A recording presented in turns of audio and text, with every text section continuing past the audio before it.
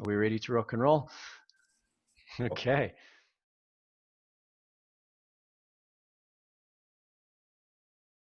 Quite sort of in line with the World Bank idea of a few big players in development who had all the knowledge and who saw the need for dissemination of that knowledge. They didn't want people who were independent to join in. At a certain point in the first decade, it really changed to being an open, I hope, welcoming community. And that is what we are trying to build on since. I mean, I was involved with Bellinats at the time that KM4DEV came into being. The idea was to be relatively open, in fact, but I do know that the initial interactions were among a small group of mostly donor agencies. There were some multilaterals as well. It didn't take long for it to evolve into a more open-ended and diverse community with a huge amount of energy, I think. And it was about people. It wasn't so much institutions formally joining. It was people had a common interest in KM in a development context. I'm not really sure when I actually started, but I was a classic lurker from the beginning. In 2002, I didn't really participate other than sign up for it. So when I say I was a member, I was definitely a sleeping partner. Yeah, I joined in, I think it was 2002, and I think it was in 2003 that there was the face-to-face meeting. But I joined because it had to do with professional development. So I did a little bit of research and found that, the World Bank and the World Development Report on knowledge, and that they were sort of the leaders at the time. And then I discovered KM4DEV, and that's when I joined. I'd also maybe like to ask some of the newer members. I joined because I started working in knowledge management a year ago. I work for a UN agency, and we are strongly working more and more to improve our knowledge management actions, to join the community, to learn more and to see the discussions and to join some of the discussions.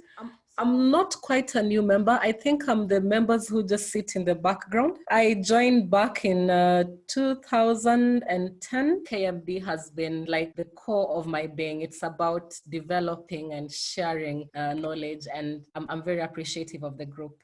Thank you. The discussion involved 75 contributions from 32 different members. There were some really, really excellent contributions from people who are here today. Grouped it into four main areas. The first of them is the impact of COVID-19 on sectors. The pandemic put enormous strains on public health systems around the world, but it's also raised questions about its potential impact on food supply, food demand, as well as on the global economy as a whole. Impacts on the startup economy. Some sectors were running and other sectors were on pause, caused kind of disjunction in the way sectors have been dealing with them. It's caused disjunctions at international level as well as national level with the various organizations attempting to manage knowledge for the world. The second issue for the idea of a new KM, the typology of the knowledge landscape and how it had changed under COVID, principles for KM to adopt in the face of imminent disasters, the need to take bold action, the urgency of learning when we're ignorant of the exact nature of the threat, and the need to act flexibly as we learn. A basic question that people ask, why is KM for COVID-19 different from the application of KM in other fields? It wasn't necessarily different. It was just how best to adapt knowledge management concepts, methods, and tools. A third topic I picked out was on dealing with multiple narratives. People started interpreting what was happening in completely plausible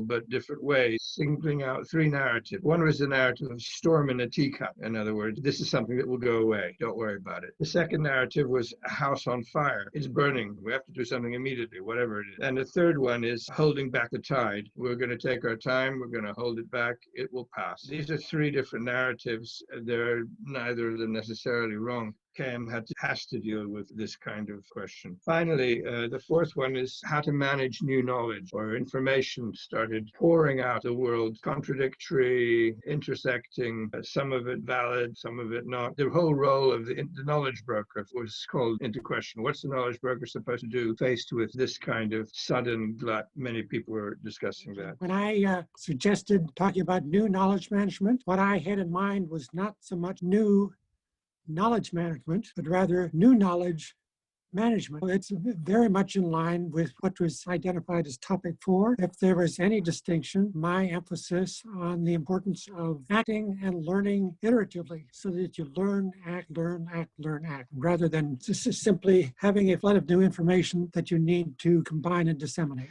4 very interesting ideas came up. I will highlight the last one that you see, this attitude of learning in a quicker manner and making and changing decisions, how all this is happening more quickly and swiftly. There was another comment telling us about his experience with the World Bank and how culture of exchange and collaboration is happening because of all these online meetings and exchanges that are happening there, improving the way they collaborate, they're saving money, they are polluting less, how they are trying to do things in a way that people around, they know that online meetings don't have to be miserable. Another idea, how we are changing the ways we are doing things in the organizations because of the crisis. Many organizations woke up and realized that knowledge management be a central area. Maybe not always called knowledge management, but it's becoming a central part.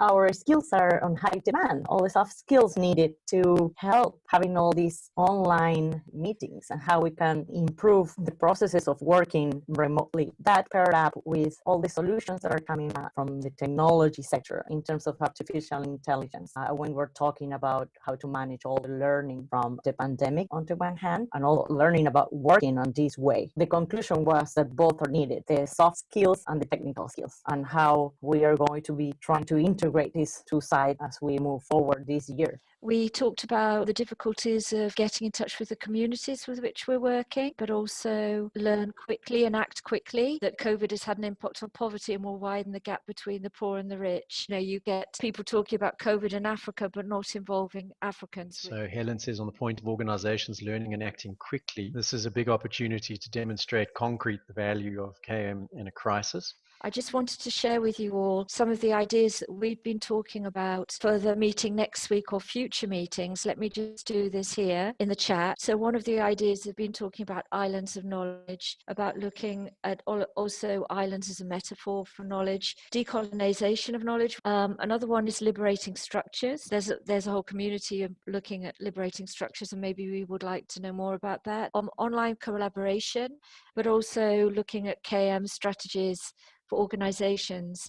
Now, I think we have a lot, probably everybody has their own ideas. You can raise them here or maybe put them in the chat. For you, is 2nd of July an all-day party, or do we have an outline for that? No, not yet. But just keep it in your agendas. It's going to be a nice party.